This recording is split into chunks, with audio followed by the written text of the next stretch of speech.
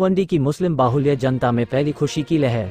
Bombay high court ने गोवंडी की मुस्लिम बाहुल्य जनता के हक में फैसला। मुंबई हाई कोर्ट ने पिछले कई वर्षों से चल रहे 5300 स्क्वायर मीटर मुर्दों दफनाने के लिए समाज के बुद्धिजीवी वर्ग के लोगों द्वारा सामाजिक बैनर तले डाली गई जनहित याचिका पर 8 दिसंबर को कोर्ट द्वारा डिसेंट बरियल के तौर पर इलाके की 8 लाख करीब जनता की जनसंख्या को ध्यान में रखते हुए तकरीबन 5333 स्क्वायर मीटर की जगह अतिरिक्त कब्रिस्तान के लिए मुस्लिम समाज की जनता के लिए उपलब्ध करवाने का कार्य किया, क्योंकि गोवंडी इलाके में पिछले कई वर्षों से लाशों को दफनाने के लिए जगह कम पड़ने लगी थी, जिसको लेकर बीएमसी राज्य सरकार से कई वर्षों से लाशों को दफनाने के लिए मुस्लिम समाज की जनता पत्र व्यवहार के जरिए मांग कर रही थी।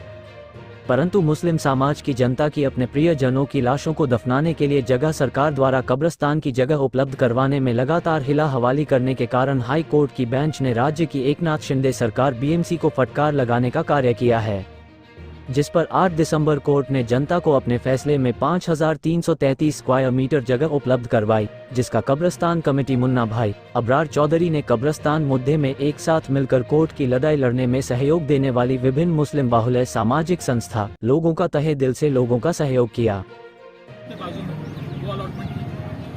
और उसके लिए रिकमेंडेशन कमिश्नर ने भेजा था। दूसरा, रफी नगर का 16,000 स्क्वायर मीटर का कब्रिस्तान। तीसरा, आनी के लिए भी 16,800 स्क्वायर मीटर का कब्रिस्तान।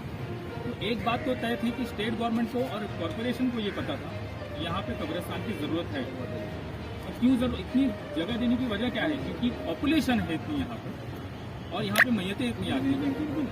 तो मुझे लगता है ये मुद्दा एडिशनल कब्रिस्तान का सॉइल वाला अगर मुद्दा कोई उठाता है तो इसको लेकर के जा सकता है, जो भी उठा है, लेकिन वो मुद्दा इस मुद्दे से रिलेटेड नहीं है। हर 6 महीने में जो कब्रिस्तान बंद होती थी मैयत ज़्यादा आने की वजह से, तो क्या ये जगह पास होने की वजह से मसला वाला मुद्दा पीआईएल का मुद्दा नहीं है। ये बेदार कब्रिस्तान का देखा जाए तो हालतें काफ़ी खराब थी, उसके बारे में क्या करना चाहिए? हालत खराब थी, उसकी वजह जो थी यहाँ की पॉपुलेशन करीबन 12 से 15 लाख है और यहाँ पे जो डेली बेसिस पे जो तकरीब के लिए जो मैयत आती है 7 से 8 मिनिमम एवरेज, उसको देखते हुए यहाँ पे अगर कब्रिस्तान एक देवनार है वाहिद और दूसरा रफी नगर है, इसका काम भी चल रहा था, मिट्टी का काम भी चल रहा था और कोविड-19 भी 2020 में था और उसकी वजह से जो 18 महीने का जो कार्यकाल होता है, मतलब जो पूरा पीरियड होता है जहाँ पे तकसीम करने के लिए जो वक्त होता है दिया जाता है और उसके बाद में अगर तकसीम की हुई मैयत गल जाती है तो वापस से उस जगह तकसीम होती है।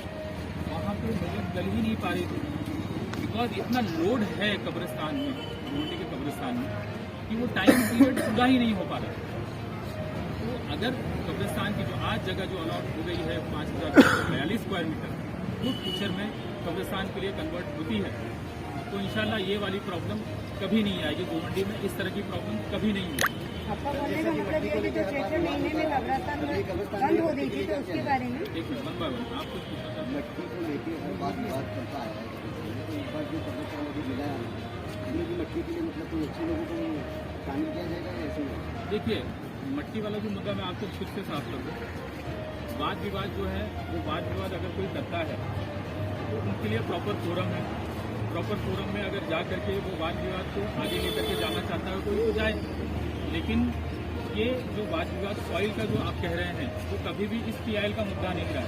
कोर्ट में हमने एक मुद्दा उठाया था, राइट टू डिसेंट बरियल, बाइज्जत तकसीम का मुद्दा उठाया था। वो मुद्दा हमने आर्ग्यू किया। हमने बताया कि यहाँ पे कब्रिस्तान के लिए तकसीम के लिए जगह कम है, उसको हमने सिंपली कोर्ट के सामने रखा और उसको सुनने के बाद में कोर्ट ने कहा कि है तकसीम के लिए जगह तो मौजूद ही नहीं है, ये हकीकत है। और क्योंकि ये मैं नहीं कह रहा हूँ, ये ऑन रिकॉर्ड जो बात है, 57,000 स्क्वायर फीट जगह कब्रिस्तान के लिए दे दी गई है। ये कब्रिस्तान गोवंडी के लिए दिया गया है और यही खुशखबरी देने के लिए और कब्रिस्तान के मामले में क्या प्रोग्रेस हुआ है, बॉम्बे हाई कोर्ट ने क्या फैसला दिया है, इस सिलसिले में ये प्रेस कॉन्फ्रेंस और खुशखबरी इस बात की है कि आपको बता दें कि सन 2019 से ये मामला चला और 2019 के बाद एक पीआईएल फाइल की गई, दूसरी पीआईएल फाइल की गई 2022 को। फिर उसके बाद में ये फैसला बहुत ही महत्वपूर्ण फैसला है गोवंडी वासियों के लिए कब्रिस्तान के सिलसिले में और कब्रिस्तान का अलॉटमेंट 5242 स्क्वायर मीटर। मैं दोहराना चाहूँगा, ये लेफ्ट साइड में जो ज़मीन है देवनार कब्रिस्तान से सटी हुई जो जगह है, वहाँ पे अलॉटमेंट कोर्ट ने दिया है। और मैं और आगे बताना चाहूँगा, माननीय उच्च न्यायालय ने इस जगह के बारे में प्रपोजल कॉरपोरेशन को भेजने के लिए कहा है 15 दिन के अंदर। और 15 दिन के प्रपोजल भेजने के बाद स्टेट गवर्नमेंट इस सिमेट्री का रिजर्वेशन पर मोहर लगाएगी, इस सिमेट्री के रिजर्वेशन पर मोहर लगाएगी। एक बात ये बताइए जी, कि ये जो कब्रिस्तान वगैरह में जैसे मिट्टी से लेकर के हर चीज जो उसमें बता रहे हैं ना, वो सब होता है, तो आगे चल के आपकी जो कमेटी है इस पे ट्रांसपेरेंसी बरतेगी ताकि ऐसी समस्या भविष्य में न खड़ी हो।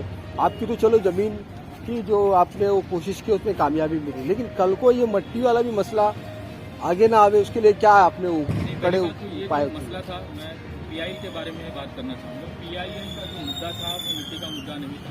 PIL का जो मुद्दा था वो एडिशनल कब्रिस्तान का मुद्दा था, क्योंकि सब लोग जानते हैं कि रफीक नगर में जो 30 मीटर ऊंचा जो कचरे का अंबार था वहाँ पे अलॉटमेंट किया गया था कब्रिस्तान का। तो कोर्ट ने उसके बारे में भी बहुत फटकारा कॉरपोरेशन को कि 30 मीटर के कचरे के ढेर पर कैसे कब्रिस्तान दे दिया गया।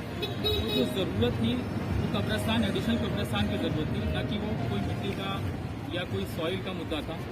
PIL का जो मुद्दा था एडिशनल कब्रिस्तान का मुद्दा था।